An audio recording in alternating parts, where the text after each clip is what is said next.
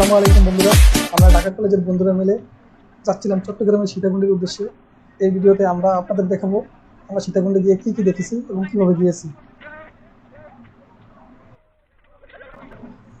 আমরা ঢাকা কলেজের বন্ধুরা ঢাকার বিভিন্ন স্থান থেকে প্রথমে কমলাপুর রেল স্টেশনে গিয়ে সবাই মিলিত হই।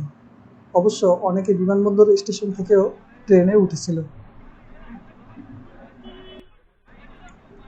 বন্ধুরা, ভিডিও খুব বড় করব না, তাই এবার আসি খরচের ব্যাপারে।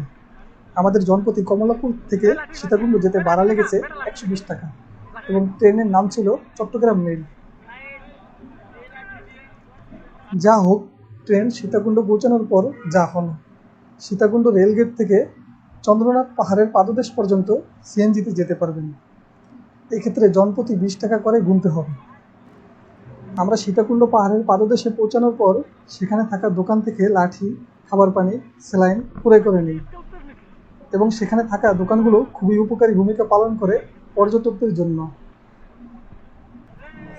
যেমন আপনি আপনার ব্যাগ নিয়ে এই 1020 ফুট উচ্চতার চন্দ্রনাথ পাহাড়ে উঠতে গেলে অনেক বেশি কষ্ট করতে হবে, তাই এখানকার দোকানগুলোতে আপনি চাইলেই কিছু টাকার বিনিময়ে আপনার মূল্যবান সামগ্রী সহ ব্যাগটি তাদের নিকট রাখতে পারবেন।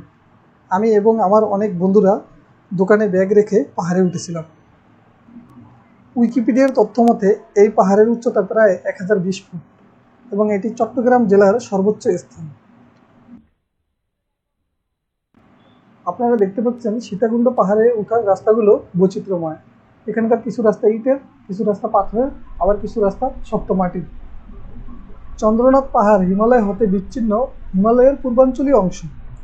এই পাহাড়টি হিমালয়ের দক্ষিণ ও দক্ষিণ পূর্ব দিক ঘুরে ভারতের আসাম এবং ত্রিপুরা রাজ্যের মধ্য দিয়ে ফেনী নদী পার হয়ে চট্টগ্রামের সঙ্গে মিশেছে। চট্টগ্রাম অংশে ফেনী নদী থেকে চট্টগ্রাম শহর পর্যন্ত এর দৈর্ঘ্য প্রায় 70 কিলোমিটার। এই পাহাড়ের পাদদেশে নির্মিত হয়েছে সীতাকুণ্ড ইকো পার্ক, যেখানে আমরা একটু পরেই চলে যাব। বন্ধুরা, দেখতে পাচ্ছেন আমরা সীতাকুণ্ড পাহাড়ের সর্বোচ্চ স্থানে চলে এসেছি। অসাধারণ এক অভিজ্ঞতা, ভাবা যায় আমরা এখন 1020 ফুট উচ্চতায় আছি। ওকে বন্ধুরা, আর কথা না বাড়িয়ে এখন আপনাদেরকে ড্রোনের সাহায্যে চন্দ্রনাথ পাহাড় উপভোগ করতে দিই।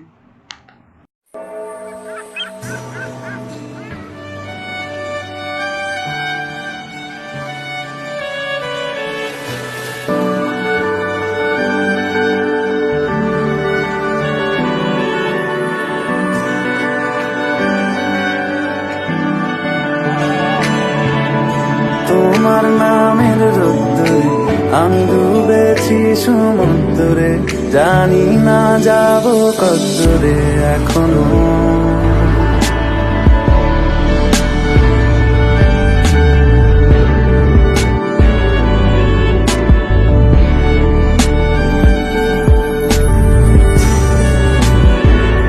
তোমার নামের রোদ্দুরে আমি ডুবেছি সমুদ্রে, জানি না যাব কতদূরে এখনো। আমার কোড়া কপালে আর আমার সন্ধে সকালে তুমি কেন এলে জানি না এখনো। দুনিয়াতে মন পালাবার বন্দি আছে কাছে সে তোমার। যদি সত্যি জানতে চাও তোমাকে চাই, তোমাকে চাই। যদি মিথ্যে মানতে চাও তোমাকেই চাই। যদি সত্যি জানতে চাও তোমাকে চাই। বন্ধুরা, দেখলেন তো কি অসাধারণ সৌন্দর্যে ভরপুর এই অঞ্চলটি। পাহাড়ে উঠে প্রাকৃতিক সৌন্দর্যে মুগ্ধ হবেন যে কেউ। মনে হবে এই প্রকৃতির বিশালতার মাঝে আমরা কতই ক্ষুদ্র। বন্ধুরা, দেখতেই পাচ্ছেন চন্দ্রনাথ পাহাড়ে উঠার চেয়ে নামাটা বেশি ঝুঁকিপূর্ণ। এখান থেকে নামার সময় আপনাকে যথেষ্ট সতর্কতা অবলম্বন করতে হবে। বিশেষ করে এর বৈচিত্র্যময় রাস্তা ক্ষণে ক্ষণে পরিবর্তিত হয়। এখানে আসার আগে আপনার ব্যাকপ্যাক গোছানোর সময় অবশ্যই খেজুর, কিশমিশ ইত্যাদি দ্রুত শক্তিবর্ধক খাবার নিতে ভুলবেন না, যেগুলো বহন করতে আপনাকে খুব একটা বেগ পেতে হবে না। কারণ এসব দ্রব্য খুবই পোর্টেবল, অর্থাৎ সুবহনীয়।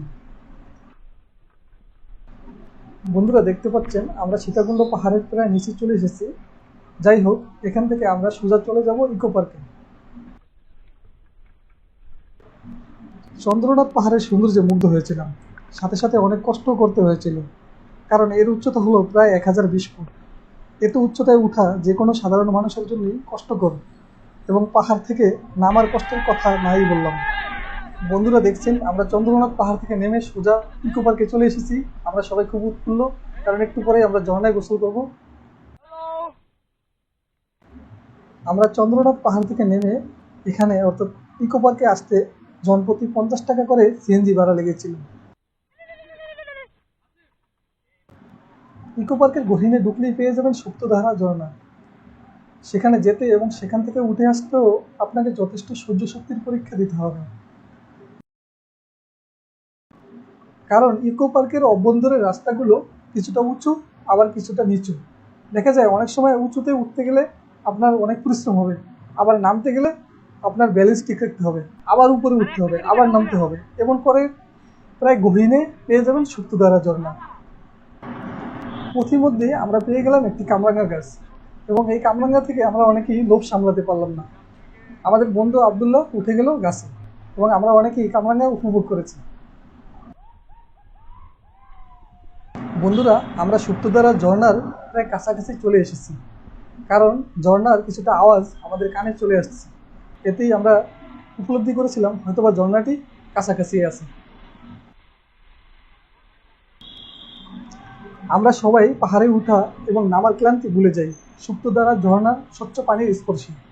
আমরা খুবই উৎফুল্ল ছিলাম সেই সময়টা। বলা যায় সীতাকুণ্ড ট্যুরের সবচেয়ে আনন্দঘন মুহূর্তই ছিল এটি। চলুন বন্ধুরা উপভোগ করি।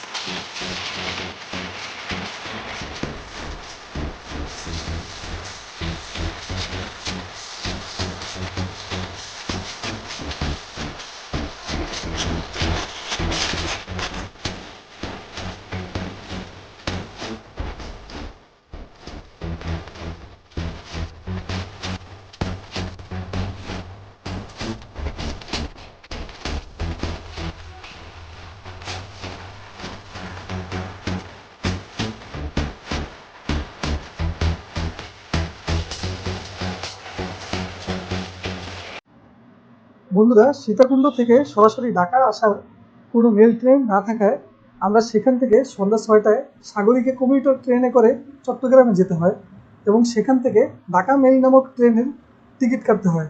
টিকিটের মূল্য ছিল জনপ্রতি 125 টাকা। বন্ধুরা জানি না আপনাদের কতটুকু বিনোদিত করতে পারলাম, তবে আশা করি একটু হলেও বিনোদিত হয়েছেন, আর এতেই আমার পরিশ্রম সার্থকতায় পরিপূর্ণ হবে।